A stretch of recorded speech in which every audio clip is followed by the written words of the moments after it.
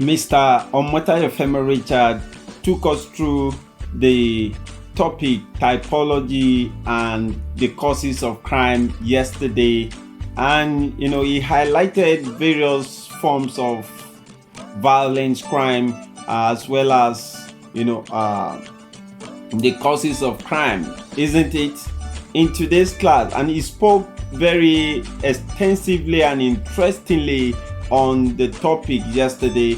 In today's class, we're gonna continue on the topic typology and causes of crime, but our focus today will be on the white collar crime as well as the organized and consensus or victimless crime. I welcome you to my class.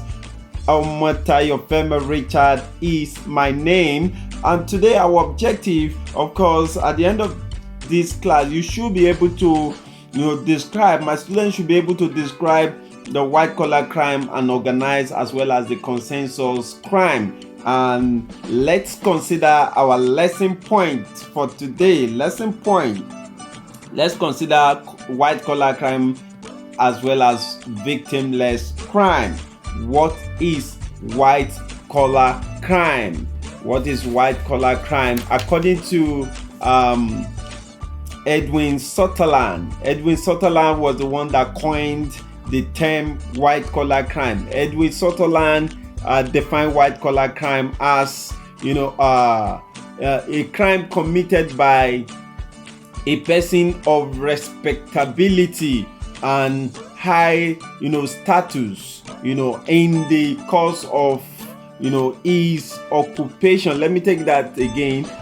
Edwin Sutherland defined white collar crime as a crime committed by a person of respectability and high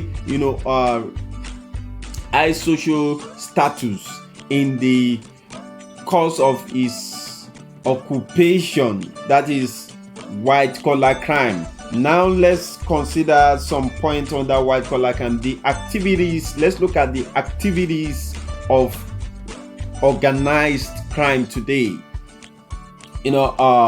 Organized crime, we have currency counterfeiting, we have cybercrime. Also, you can see cybercrime under other form of crime or other categories of crime, but under organized crime you can also see cybercrime,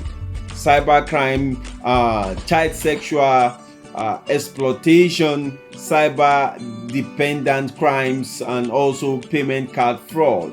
Also, you can see under the activities of organized crime, we can also talk about drug production, trafficking, as well as distribution. And also the activities of organized crime, you can also see fraud. Fraud is also exercise or excess fraud. That is fraud that has to do with custom and the rest. Then you have illicit waste trafficking, and we also have intellectual property crime is under organized crime. And we also have migrant smuggling. Migrant smuggling is one of it, and also other categories of organized crime. We also have trafficking of firearms.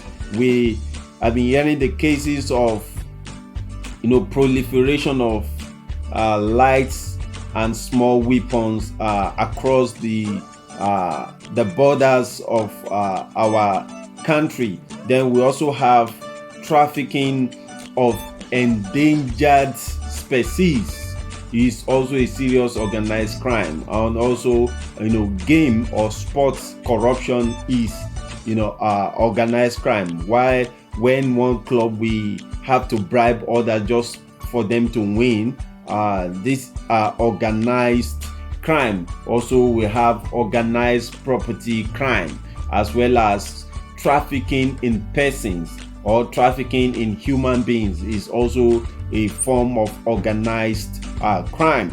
Now, having said that, let's look at another important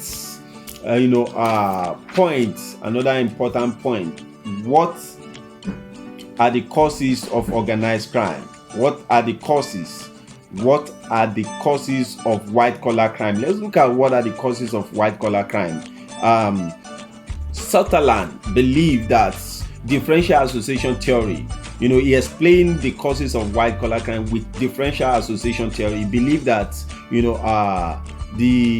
just like other criminality, that white collar crime are also learned crime, crime that can be learned. People learned white collar crime. People learn it. Then Travis Estes and Gottfredson also explained in their general theory of crime that white collar criminals are motivated by same forces that drives other criminals.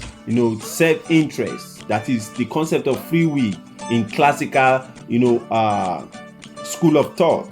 Then also talk about pursuit of pleasure, that is utilitarianism, the concept of utilitarianism by Jeremy Bentham. It's also some of the causes of white collar crime. Utilitarianism, that is weighing the pleasure over the pain. So if the pleasure overweigh the pain, so the probability that the crime will happen is high. Then also talk about the avoidance of pain. Naturally human being are hedonistic. Hedonistic people, they try to avoid pain and they love pleasure. Then let's talk about other causes of white collar crime according to John Brightwhite. John Brightwhite also explained the causes of white collar crime, that criminals are motivated by a disparity between corporate goals and limited available conventional opportunities. That is it. The opportunities are limited. Opportunities are limited and the motivation is high. So now let's talk about let's talk about our conclusion, or let's quickly talk about the victimless crime. Victimless crime simply means harm no one but the person committing the act. Victimless crime is a crime that harm no one but the person committing the crime.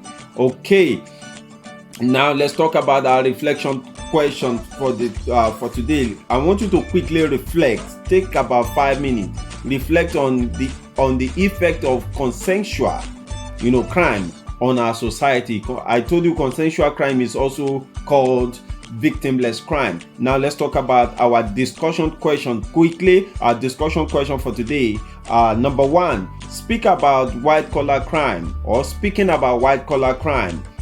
Which of the types are more dominant in your country? Speaking about white collar crime, which of the types are more dominant in your country? Then number 2, white collar crime are more harmful than street crime. Justify or criticize. White collar crime are more harmful than street crime. Justify or criticize. And that will be the end of my class today. Thank you. Omotayo Femi Richard is my name. See you next time in my class.